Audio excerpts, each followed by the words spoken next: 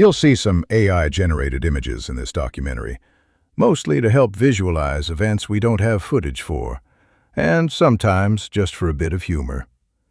But we also work hard to show real historical photos and primary sources whenever we can, because we don't want to misrepresent or distort the past.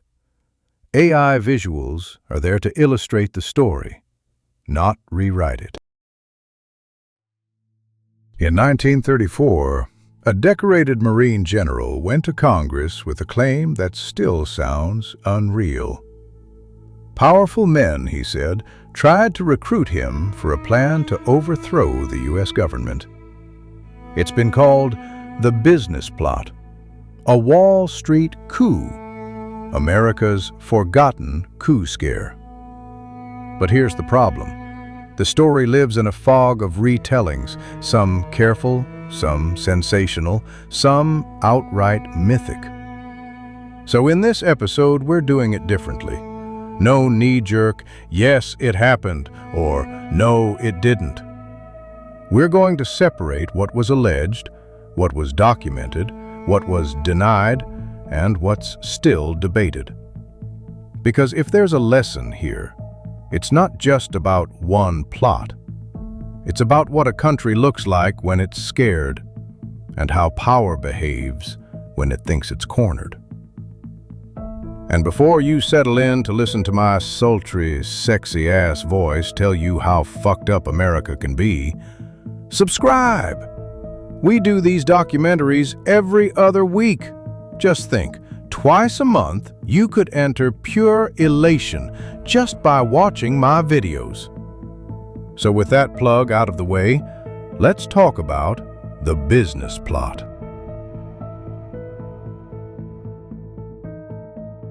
To understand why the business plot story even sounded plausible, you have to understand America in the early 1930s. The Great Depression wasn't just bad, it was destabilizing. Unemployment and hunger weren't abstract ideas, they were daily life. Banks failed, savings vanished.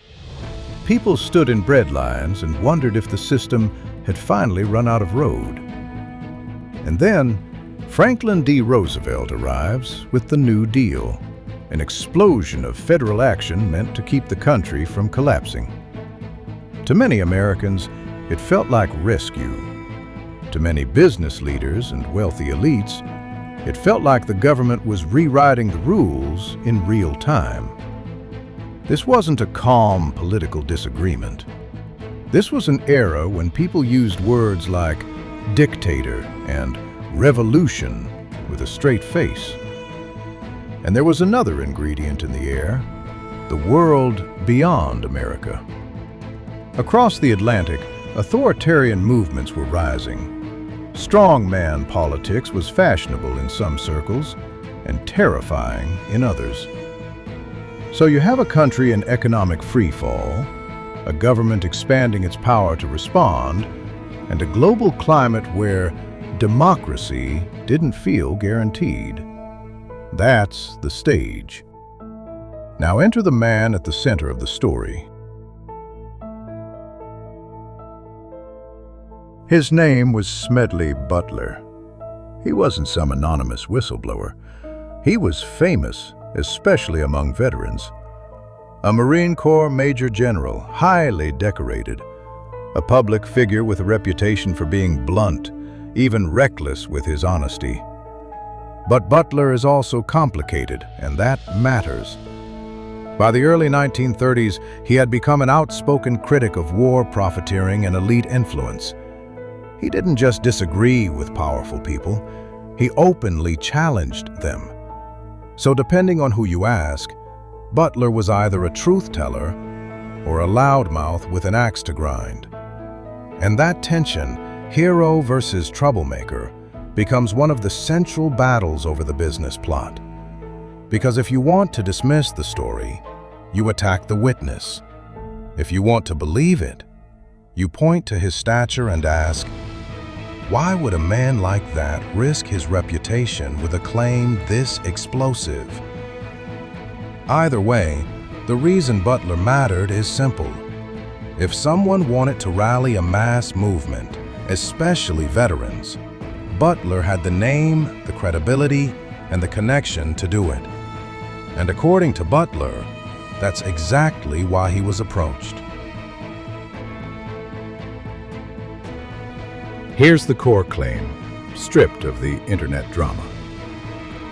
Butler said he was approached through intermediaries, not in some movie-style meeting with a dozen shadowy men, more like a chain of contacts and conversations. And the pitch, as he described it, was essentially this: use veterans as the public face of a political force. Build a movement with patriotic branding, then apply pressure on Roosevelt. Pressure so heavy it could alter who actually holds power. In some retellings, the plan is described as installing a kind of assistant president or powerful executive figure behind the scenes, a role that would effectively sideline FDR while preserving the appearance of constitutional order. That's important, because it introduces a concept that shows up in history more often than people like to admit. Not every takeover looks like tanks on the lawn. Some are designed to look legal. Some are designed to look necessary.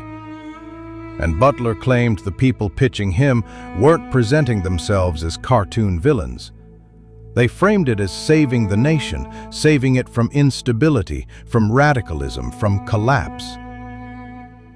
Now pause here.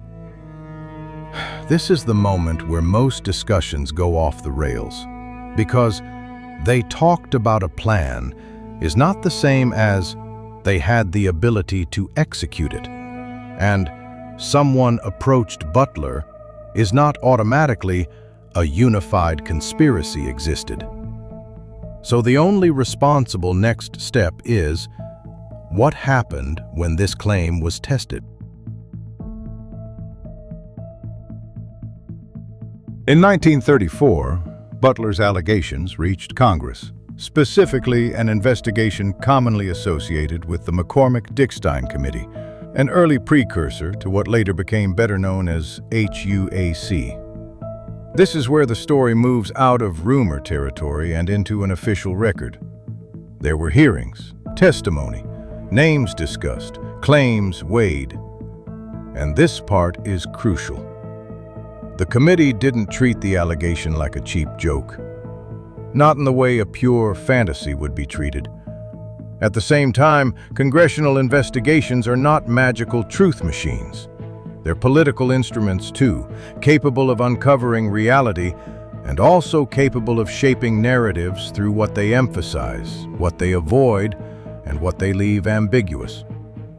So what did the investigation produce at minimum?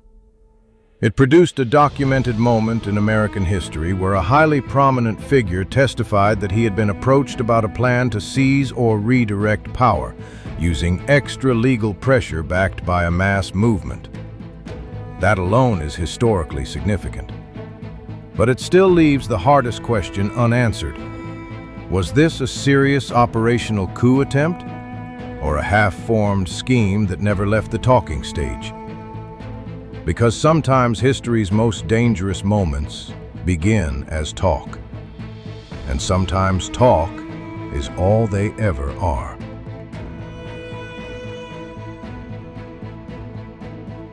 Predictably, people accused or implicated in the story denied it. Some dismissed it outright. Some attacked Butler personally. Some portrayed the whole thing as absurd. And here's something worth noticing. In controversies like this, there are two common defense strategies. One is to disprove. The other is to ridicule.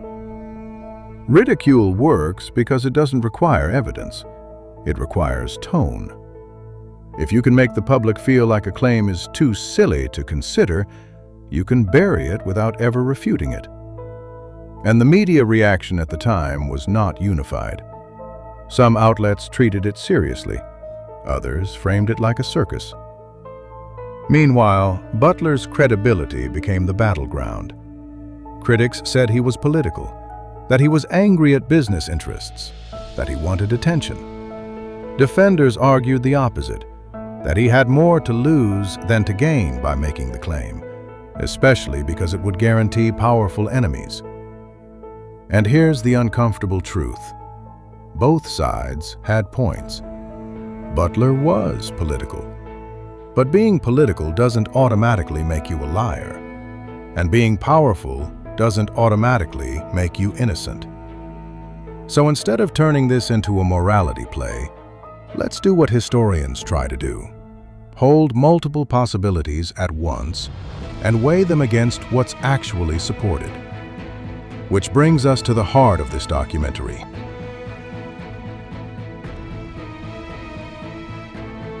If you're looking for a single clean answer, yes, a coup was imminent, or no, it was a hoax, you're going to be disappointed. What we can do is outline the most credible interpretations and tell you what each one requires you to believe. Interpretation 1. A real conspiracy existed and failed early.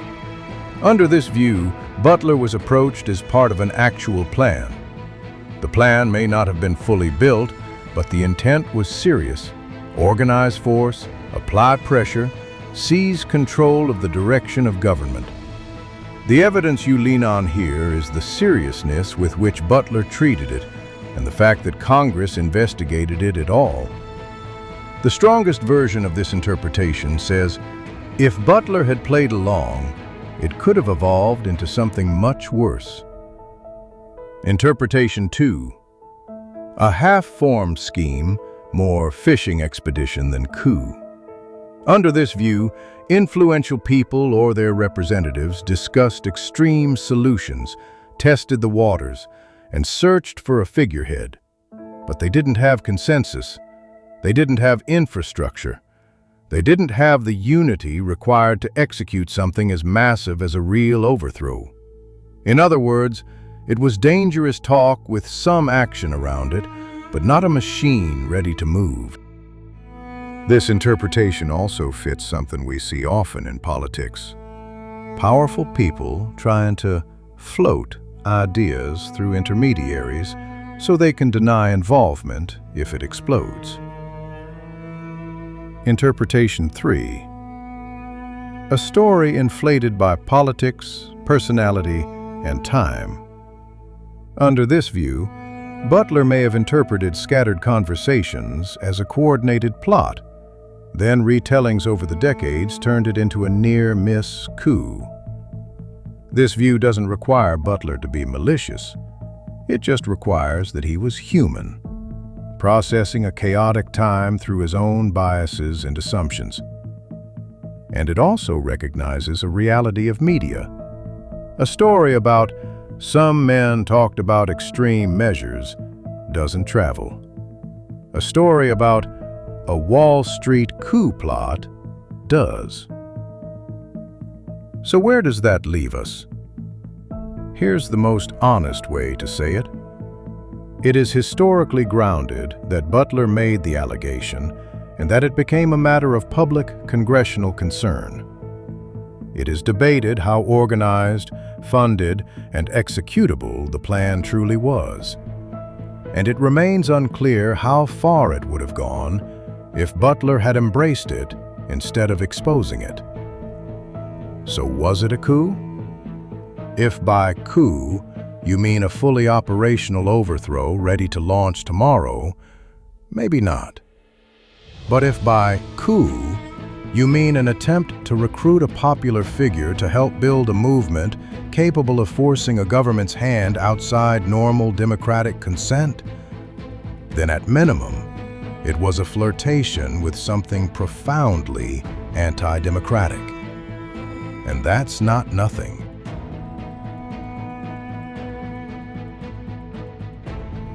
It's tempting to treat the business plot as a historical oddity, a weird moment, a conspiracy story that people argue about at parties and online. But it matters because it exposes a permanent truth about societies under stress. When people become afraid of collapse, afraid of enemies, afraid of losing control, some will start looking for shortcuts. And those shortcuts can be sold as patriotism. They can be sold as stability. They can be sold as saving the nation. And that's the most chilling part. A threat to democracy doesn't always arrive wearing the costume of a villain. Sometimes it arrives in a suit. Sometimes it arrives as a committee. Sometimes it arrives as a temporary solution that somehow never ends. Even if the business plot was never a fully built coup machine, the episode shows how quickly elite anxiety can move toward anti-democratic options, and how fragile the line can be between influence and control. So here's the bottom line. The business plot isn't just a question of whether a coup almost happened. It's a case study in what happens when a nation is unstable, when power feels threatened, and when people start entertaining solutions that bypass the public entirely. What was alleged? A recruitment attempt for a movement that could sideline Roosevelt. What's documented? That a major figure testified under oath, and Congress treated it seriously enough to investigate. What's debated? How coordinated it really was, how deep it ran, and whether it was ever capable of becoming real. And now I want to hear your take, but with one rule. Pick your interpretation, and tell me what evidence would change your mind. Because if we're going to talk about America's forgotten coup scare, the least we can do is talk about it like investigators, not like a comment section. Thanks for watching. Want to stage your own coup? Get a group of your friends and have them subscribe. Then get friends of theirs to subscribe. Before we know it, our channel will take over YouTube, the internet, and then the world. And then the galaxy? No, don't be stupid. That's just silly talk now. Okay, see you in 2 weeks.